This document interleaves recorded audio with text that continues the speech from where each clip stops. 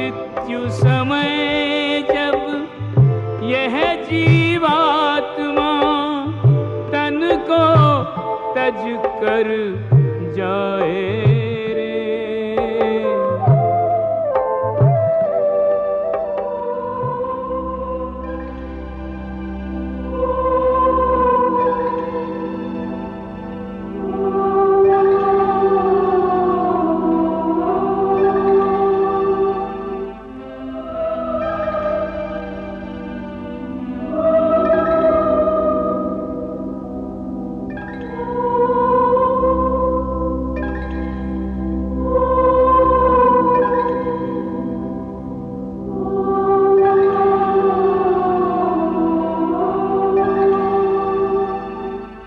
मृत्यु समय जब यह जीवात्मा तन को तज कर जाए रे।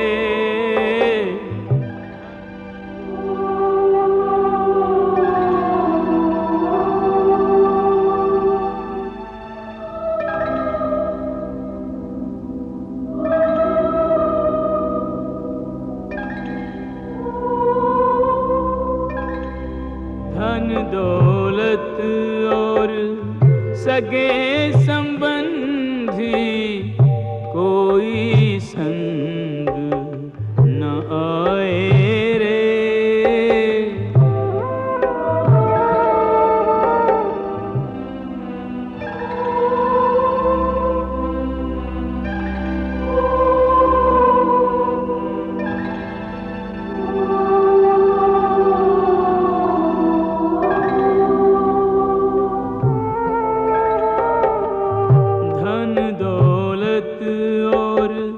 सगे संबंधी कोई संग न आए रे।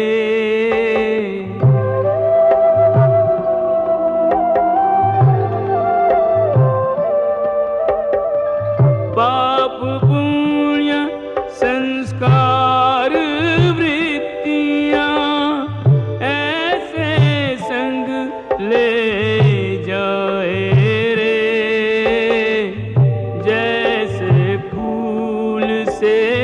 उसकी खुशबू पवन उड़ा ले जाए रे।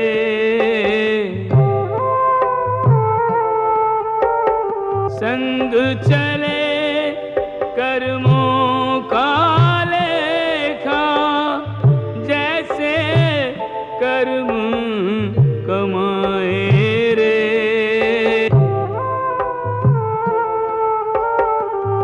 अगले जन्म में पिछले जन्म का आप हिसाब चुकाए रे।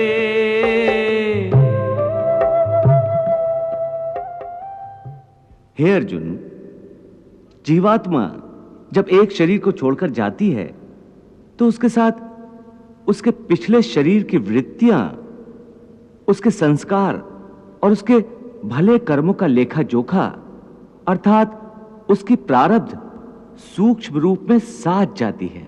हे मधुसूदन, मनुष्य का शरीर त्यागने के बाद जीवात्मा कहां जाता है?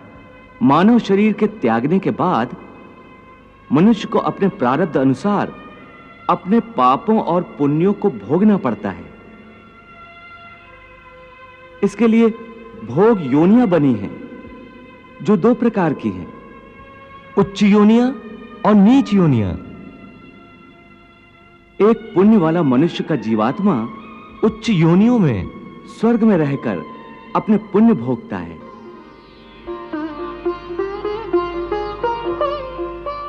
और पापी मनुष्य का जीवात्मा नीच योनियों में नरक में रहकर अपने पापों को भोगता है।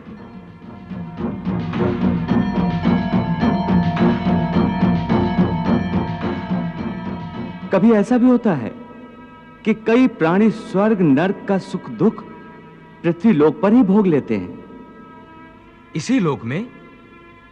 वो कैसे? इसे तुम यूं समझो अर्जुन कि कोई संपन्न मनुष्य है, महल में रहता है। उसकी सेवा के लिए दास दासियां हर समय खड़ी हैं। उसका एक इकलौता जवान बेटा है जिसे वो संसार में सबसे अधिक प्रेम करता है और अपने आप को संसार का सबसे भाग्यशाली मनुष्य समझता है। परंतु एक दिन उसका जवान बेटा अचानक किसी दुर्घटना में मारा जाता है। दुखों का पहाड़ उस पर टूट पड़ता है। संसार की हर वस्तु उसके पास होने के बावजूद भी वो दुखी रहता है और मरते दम तक अपने पुत्र की मृत्यु की पीड़ा से मुक्त नहीं होता।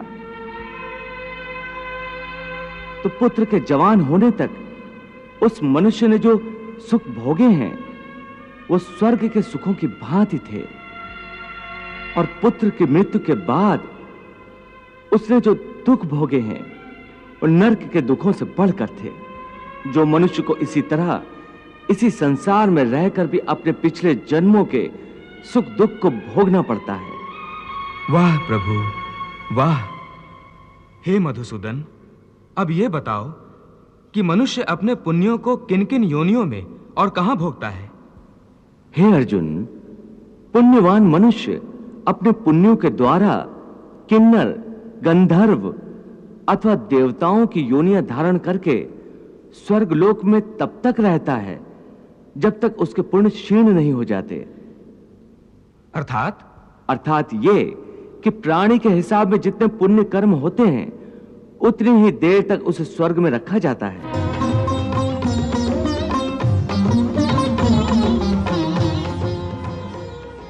जब पुण्यों के फल की अवधि समाप्त हो जाती है तो उसे फिर पृथ्वीलोक में वापस आना पड़ता है और मृत्यु लोक में पुनर्जन्म धारण करना पड़ता है।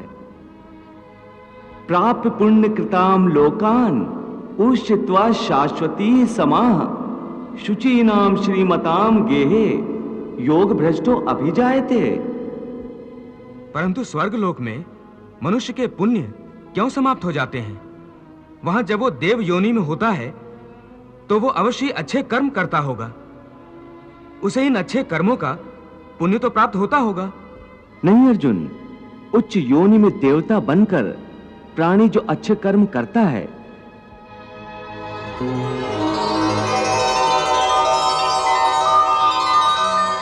या नीच योनि में जाकर प्राणी जो क्रूर कर्म करता है उन कर्मों का उसे कोई फल नहीं मिलता। क्यों? क्योंकि वो सब भोग योनियां हैं। वहां प्राणी केवल अपने अच्छे बुरे कर्मों का फल भोगता है। इन योनियों में किए हुए कर्मों का पुण्य अथवा पाप उसे नहीं लगता। हे पार्थ, केवल मनुष्य की योनि में ही किए हुए कर्मों का पाप या पुण्य होता है, क्योंकि यही एक कर्म योनि है। इसका अर्थ यह हुआ कि यदि कोई पशु किसी की हत्या करे तो उसका पाप उसे नहीं लगेगा, और यदि कोई मनुष्य किसी की अकारण हत्या करे तो पाप लगेगा। बिल्कुल ठीक। परंतु यह अंतर क्यों? इसलिए कि पृथ्वी लोक पर समस्त प्राणियों में केवल मनुष्य एक ऐसा प्राणी है जो विवेकशील है। वो अच्छे बुरे की पहचान रखता है। दूसरा कोई भी प्राणी ऐसा नहीं कर सकता।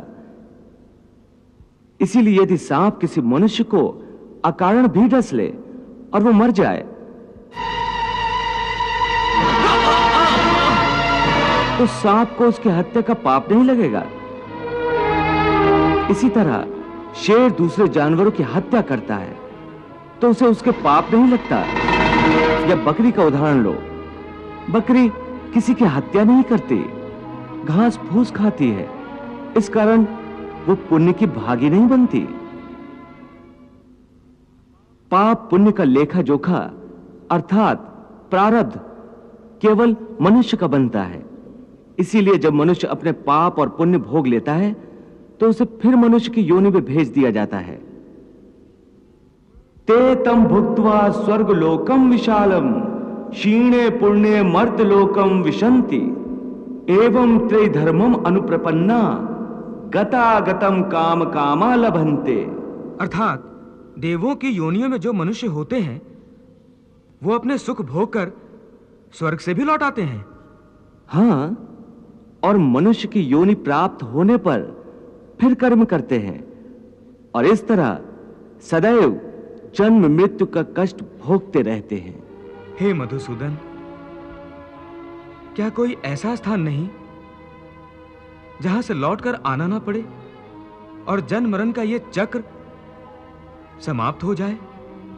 ऐसा स्थान केवल परम धाम है, अर्थात मेरा धाम, जहां पहुंचने के बाद किसी को लौटकर नहीं आना पड़ता। इसी को मोक्ष कहते हैं। न तद्भास्यते सूर्यो न शशांको न पावकः यद गत्वा न निवर्तन्ते तद धाम परमम मम। सब लोगों से लौट कर जीव भूमि पर आए, वो नहीं लौटे फिर यहाँ धाम जो मेरे जाए, परम शांति वहीं पाए।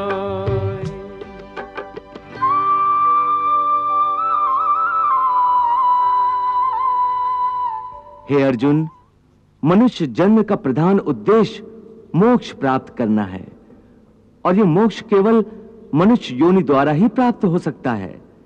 इसीलिए मनुष्य के शरीर को मोक्ष का द्वार कहा जाता है।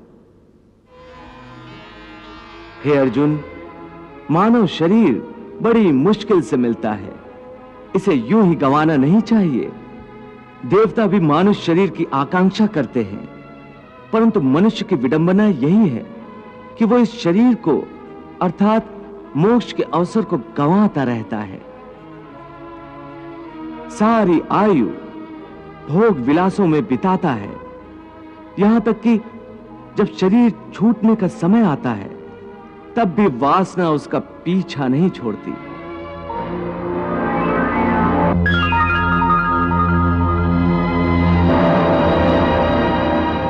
हे अर्जुन, मृत्यु के समय जो वासना मनुष्य के मन में दृढ़ रहती है, उसी वासना के अंतर्गत मनुष्य का दूसरा जन्म होता है। यम यम वापि स्मरन् भावम त्यजति अन्ते कलेवरम तम तमे वैति कौन्ते सदा तद भाव भावितः। प्रभु,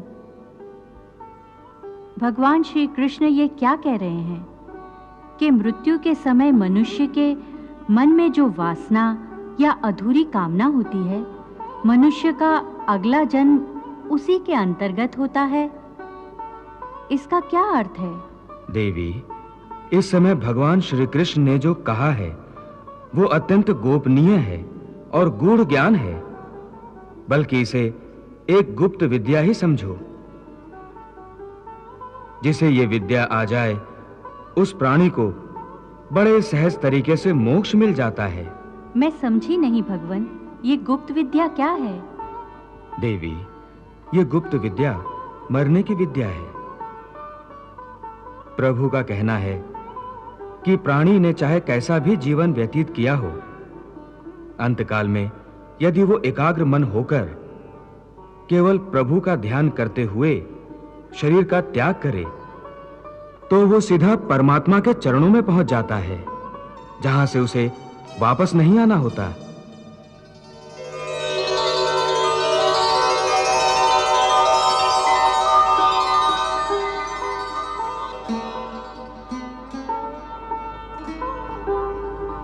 अंतमता सोई गता, अर्थात मृत्यु का क्षण बड़े महत्व का क्षण होता है।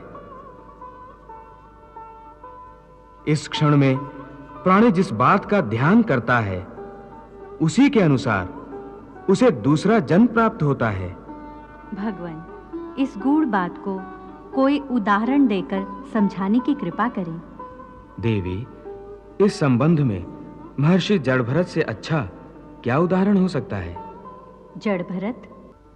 जड़भरत एक निष्पाप ऋषि थे। वो मुक्ति के द्वार तक पहुंच चुके थे। उन्होंने हिरण के एक बेसहारा बच्चे को पाल लिया था।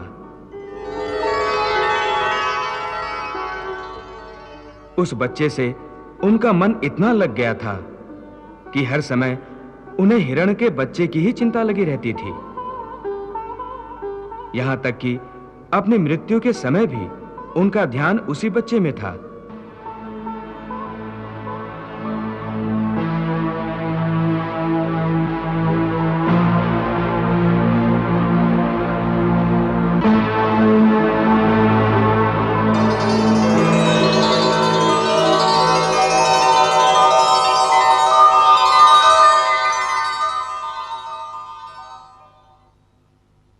बस अंतिम क्षण में भी चूंकि उनका ध्यान उसी बच्चे की ओर ही था, इसी कारण अगले जन्म में उन्हें हिरण की योनि मिली थी।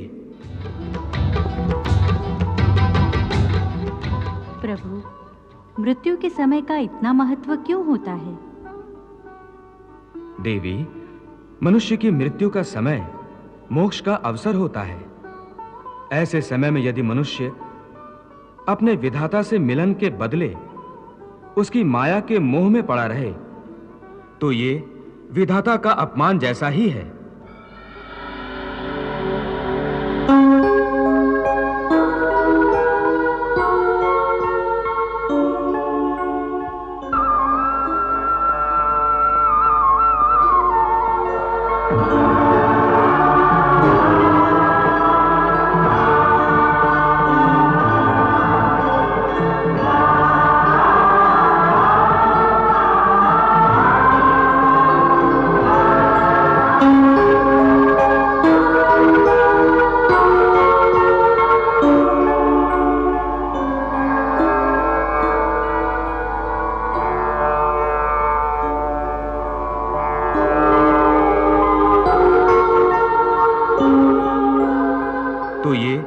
विधाता का अपमान जैसा ही है कि वो अपने विधाता से अधिक महत्व उसकी बनाई हुई माया को देता है। इसलिए उसे मृत्यु के बाद स्वर्ग तो मिल सकता है, परंतु मोक्ष नहीं मिल सकता। इसीलिए देवी, मृत्यु के समय मनुष्य को संसार की किसी वस्तु में नहीं, केवल अपने परमात्मा में ध्यान लगाना चाहिए। हे योगेश्वर, आपने मेरे कई प्रश्नों के उत्तर दिए। एक प्रश्न और पूछना चाहता हूं। सुना है कि मृत्यु के समय मनुष्य को बड़ा कष्ट उठाना पड़ता है, चाहे वो मृत्यु युद्ध भूमि पर किसी शस्त्र के घातक घाव के कारण हो या अपने आप आए। क्या मृत्यु को आसान बनाने का कोई तरीका नहीं है? हे अर्जुन, प्रश्न मृत्यु को आसान बनाने का नहीं है, बल्कि जीवन मृत्यु के चक्र से निकलकर मोक्ष प्राप्त करने का है। यदि मनुष्य मृत्यु के समय यह विधि अपनाए जो मैं तुम्हें बता रहा हूं, तो उसे तुरंत मोक्ष प्राप्त होगा और वो सीधा मेरे धाम को पहुंचेगा। वो गोपनीय विधि क्या है माधव? प्राण त्यागते समय अपनी सभी इंद्रियों के द्वार को रोककर तथा मन को हृदय में स्थिर करके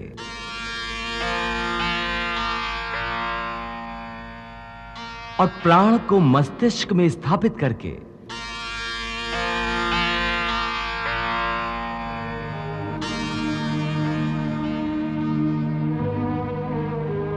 परमात्मा का स्मरण करते हुए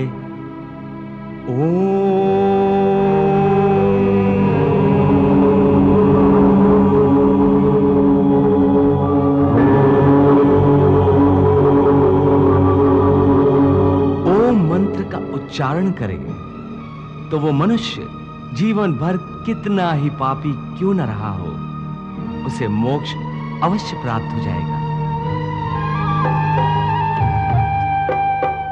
ऐसा दुराचारी पापात्मा जन्मों जिसने पाप कमाए।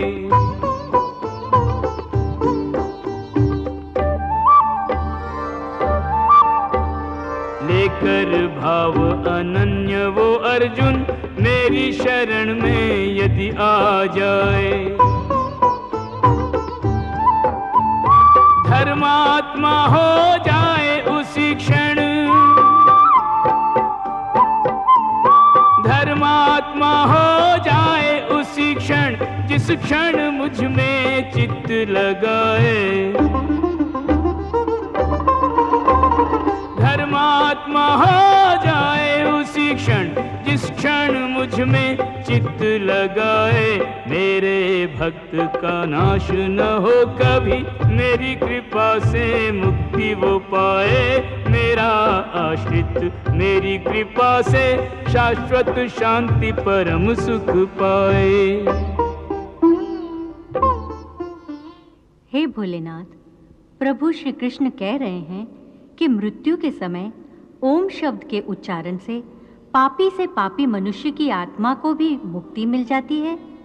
देवी, ओम केवल एक शब्द नहीं है, समस्त मंत्रों का शिरोमणि मंत्र है ओम।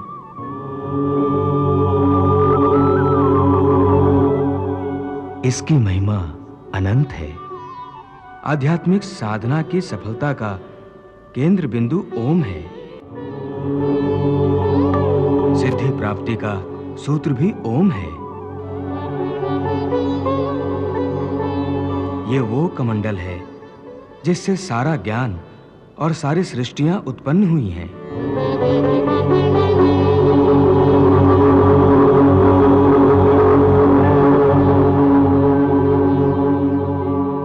ओम की साधना ज्ञान और भक्ति के मार्ग को प्रकाशित कर देती है और अपने जीवन में ओम का उच्चारण करते रहने वाले प्राणी को सुख, समृद्धि, वैभव और वैराग्य प्राप्त होता है। प्रभु, ये बात तो मनुष्य के जीवन के संबंध में है, परंतु उसकी मृत्यु के समय ओम के उच्चारण का इतना महत्व क्यों है कि पापी मनुष्य के शरीर को शुद्धि और आत्मा को मुक्ति प्राप्त हो जाती है?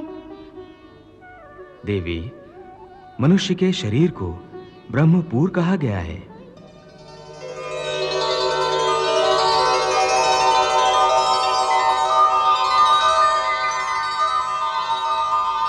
और मानव देह के भीतर हृदय कमल में आत्मा की दिव्य ज्योति प्रकाशित रहती है।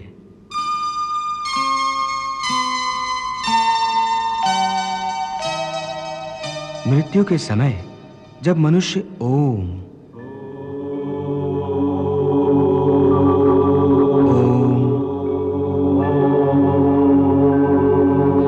का मंद मंद उच्चारण एक लय के साथ करता है तो आत्मा और परमात्मा दोनों ही महासुख और महा आनंद के साथ नाच उठते हैं और दोनों एक दूसरे से मिलन के लिए ऐसे व्याकुल हो जाते हैं जैसे युगों युगों से बिछड़े हुए दो प्रेमी सारी सीमाएं तोड़कर एक दूसरे में समा जाने को एक दूसरे की ओर बढ़ते हैं।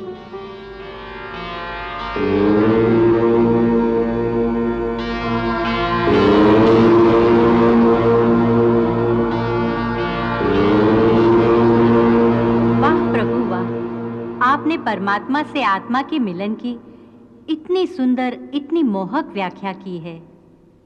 देवी, मानव शरीर को प्रभु ने मुक्ति का द्वार कहा है, परंतु मनुष्य इसके महत्व को समझ नहीं पाता।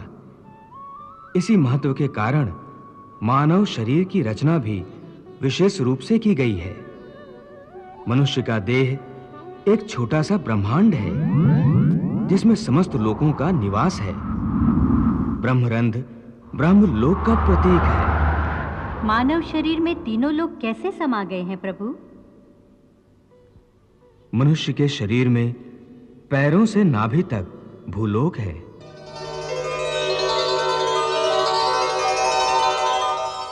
नाभि से कंठ तक अंतरिक्ष,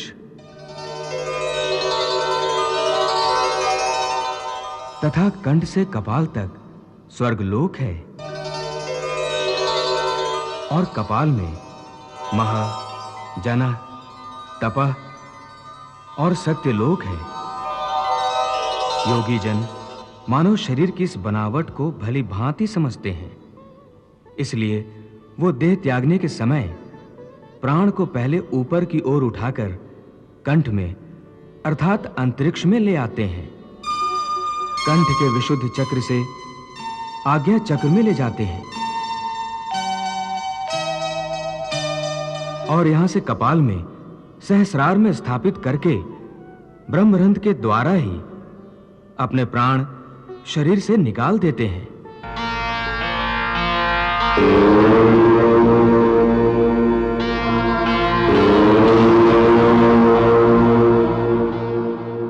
साधारण मनुष्य को इस विधि का ज्ञान नहीं होता, इसलिए उनके प्राण प्रायः दूसरे द्वारों से निकलते हैं।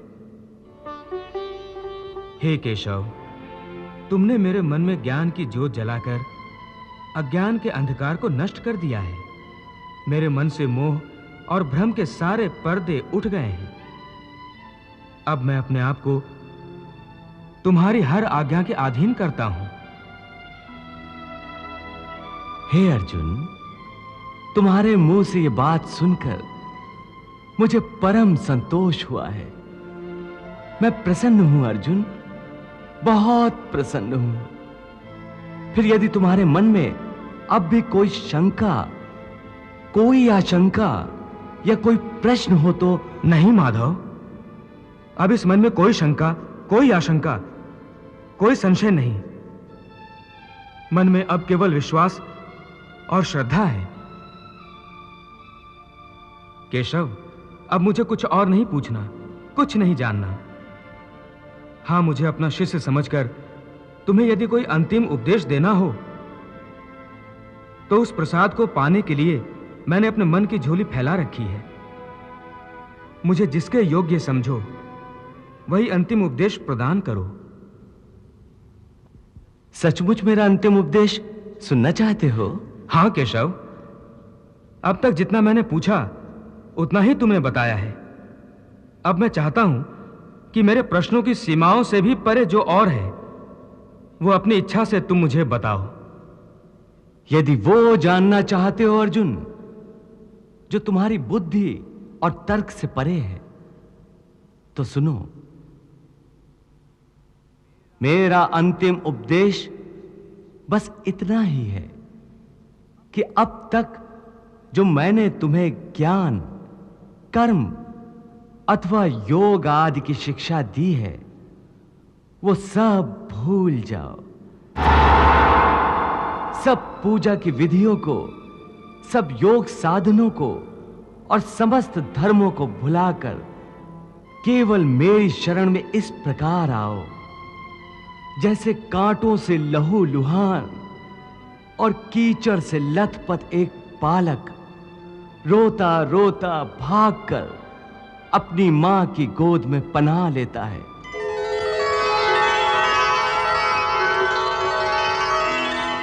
और जिस प्रकार मां उसके शरीर से सारा गंध और कीचड़ धोकर उसे फिर से एक फूल की तरह निर्मल और स्वच्छ बना देती है,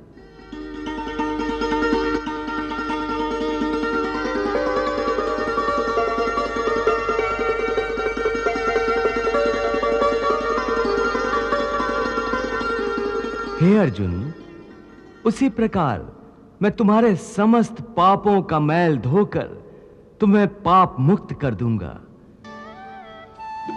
और समस्त संसारी बंधनों से मुक्ति देकर तुम्हें शाश्वत शांति प्रदान करूंगा।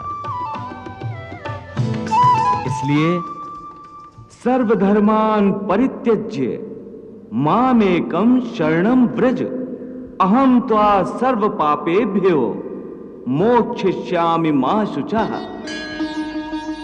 सब धर्मों के भेद भुला के एक मेरा शरणागत हो जा। मैं हर पाप से मुक्ति शोक न कर मेरी भक्ति में खो जा, शोक न कर मेरी भक्ति में खो जा। धर्म अधर्म के भेदों से न्यारे अमर है गीता के बोल सारे। हे नाथ नारायण वासुदेव, श्री कृष्ण गोविंद हरे मुरारे। हे नाथ नारायण वासुदेव। पितुमात स्वामी सखा हमारे, पितुमात स्वामी सखा हमारे। हे नाथ नारायण वासुदेव, श्री कृष्ण गोविंद हरे मुरारे। हे नाथ नारायण वासुदेव। हरे कृष्ण कृष्ण कृष्ण हरे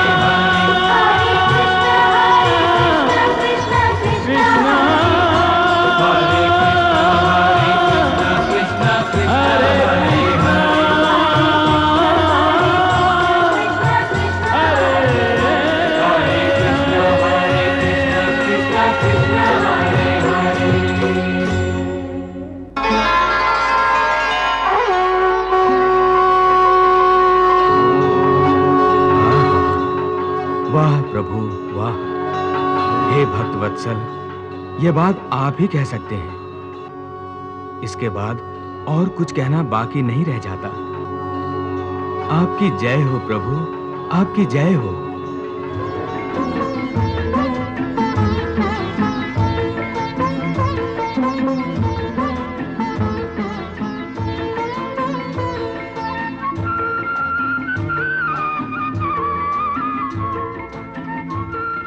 हे केशव, सारे बंधनों से मुक्त होकर अब मैं अपने आप को तुम्हारे श्री चरणों में अर्पित करता हूं। मुझे आज्ञा दो कि अब मैं क्या करूं। अर्जुन, यह महाभारत का महापर्व तेरे बिन कैसे मनेगा।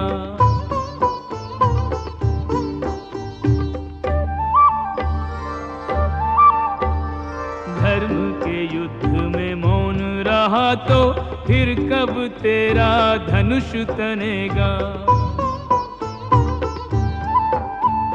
तुझ पर लोग हंसेंगे युगों तक, तुझ पर लोग हंसेंगे युगों तक, तू ऐसी अपकीर्ति जनेगा। तुझ पर लोग हंसेंगे युगों तक, तू ऐसी अपकीर्ति जनेगा। स्वर्ग मिलेगा न कीर्ति मिलेगी, केवल पाप का भागी बनेगा। स्वर्ग मिलेगा न कीर्ति मिलेगी, केवल पाप का भागी बनेगा।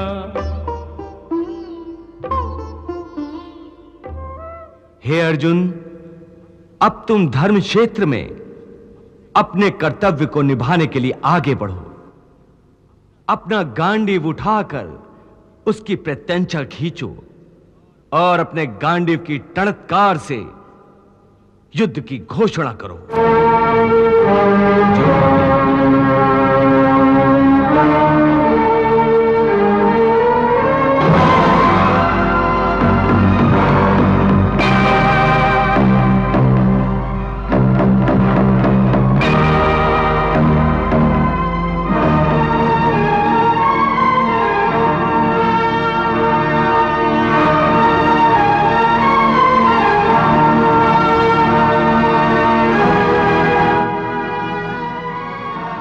और महाराज, अर्जुन ने अपना गांडीव फिर से उठा लिया।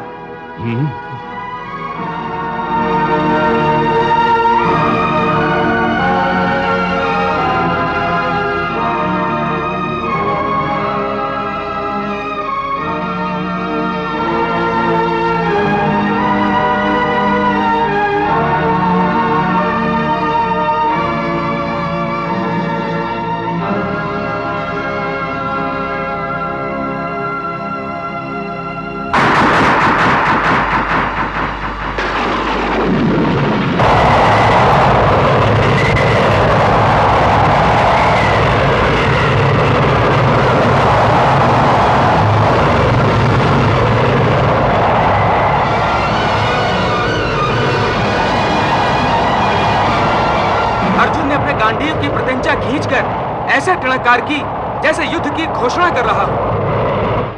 आखिर वही हुआ जिसका मुझे डर था।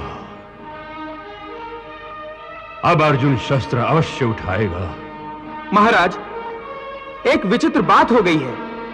भगवान श्री कृष्ण के गीता उपदेश को सुनने के लिए साक्षात समय भी ठहर गया था और सारी सेनाएं जो अचल और स्तंभित हो गई थी जैसे फिर से सजीव हो गई हैं।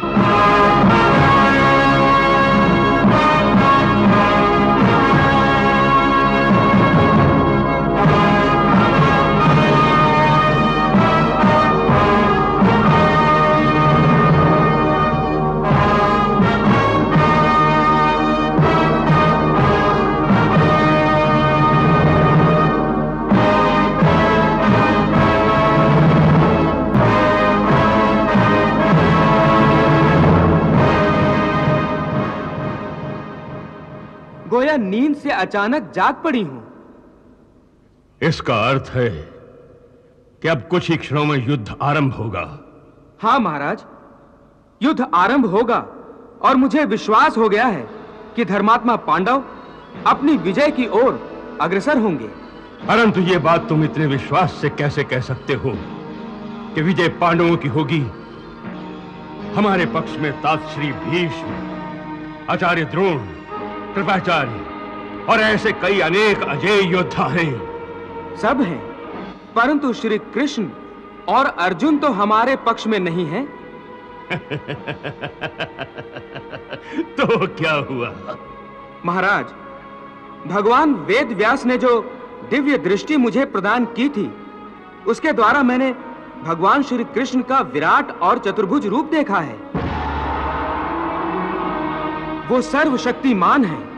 यदि वो चाहे तो संसार की सारी सेनाएं भी एक ओर हो जाएं, तो उस सेना या व्यक्ति को पराजित नहीं कर सकती जिसके पक्ष में भगवान श्री कृष्ण स्वयं हो। इसीलिए मुझे विश्वास है कि जीत पांडवों की ही होगी। यत्र योगेश्वरः कृष्णो यत्र पार्थो धनुर्धरः तत्र श्रीर विजयो भूतिर ध्रुवा नितिर मतिर मम। जहां योगेश्वर भगवान श्री कृष्ण हैं और जहां गांडीव धनुर्धारी अर्जुन जैसा योद्धा है, वहां विजय श्री ही विजय श्री है। पराजय तो उनके पास भी फटक नहीं सकती, ये मेरा पूर्ण विश्वास है। हे अर्जुन, तुमने अपने गांडीव की टणकार से युद्ध की घोषणा तो कर दी है। अब अपने सारथी को आज्ञा दो कि मैं क्या करूं। केशव, मैं तुम्हें आज्ञा दूं?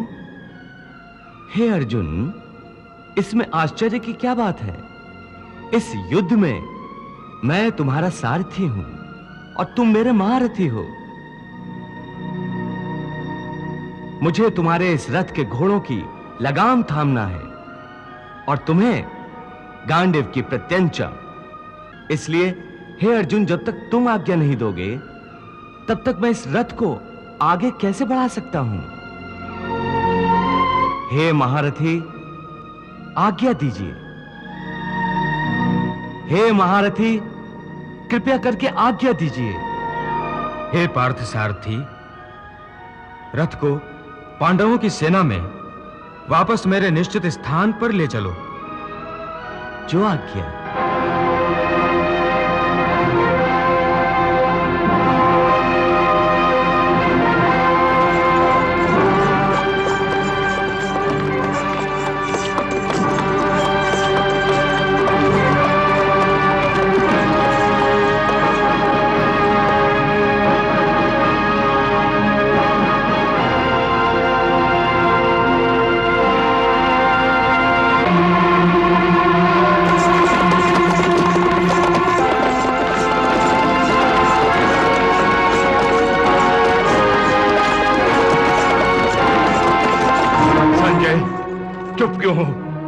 बताते क्यों नहीं?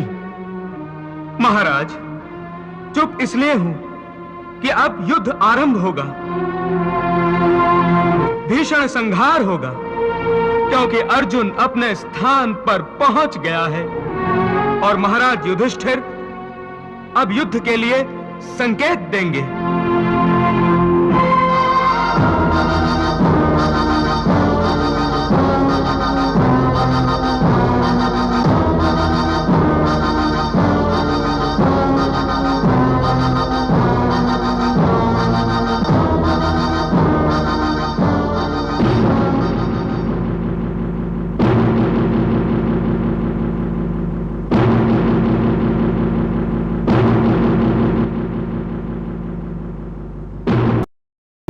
परंतु ये क्या? क्या हुआ संजय? मुझे भी तो बताओ।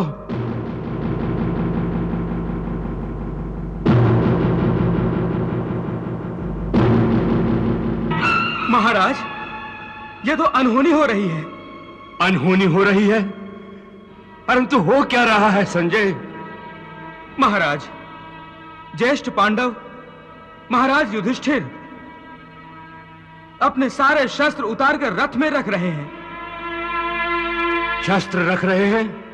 हाँ महाराज, और यह देखकर सारे पांडव व्याकुल हो रहे हैं।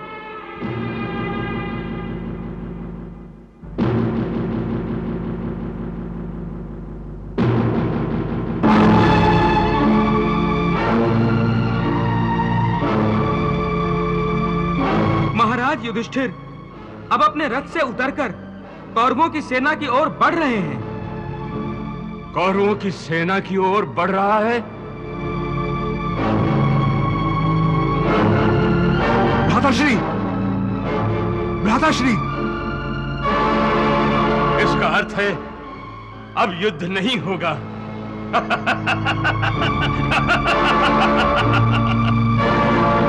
डर गया है वो कौरवों की विशाल सेना को देखकर।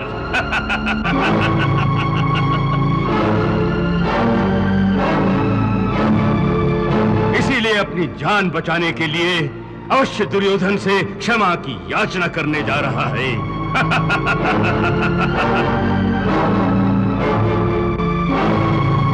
भांजे, तुम भी वही देख रहे हो जो मैं देख रहा हूं? हाँ मामाश्री, हाँ। अब कृष्ण क्या करेगा? क्या करेगा कृष्ण?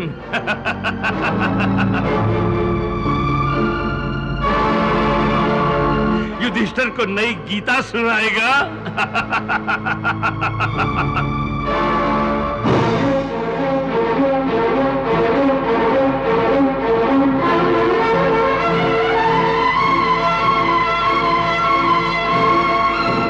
चमत्कार ही हो रहा है। युधिष्ठिर हम कौरवों के सामने हाथ जोड़े आ रहा है।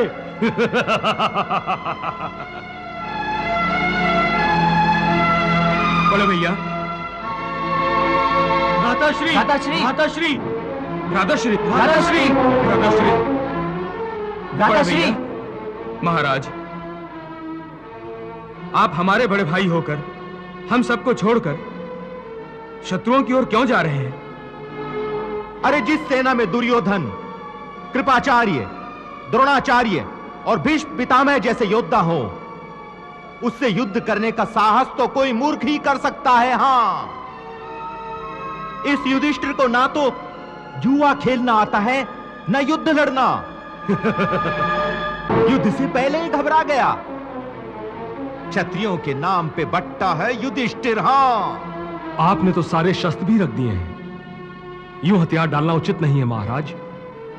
आखिर हम क्षत्रिय योद्धा हैं। हे भरत श्रेष्ठ, आखिर आपके मन में क्या है?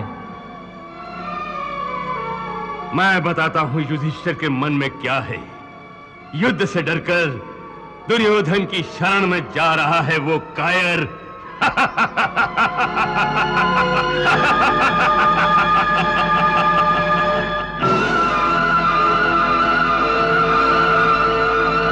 महाराज, युद्ध आरंभ के समय क्षत्रिय के आगे यूं हाथ जोड़कर जाना उचित नहीं होगा। इससे पांडवों की सेना का साहस टूट जाएगा और शत्रु सेना की हिम्मत बढ़ेगी।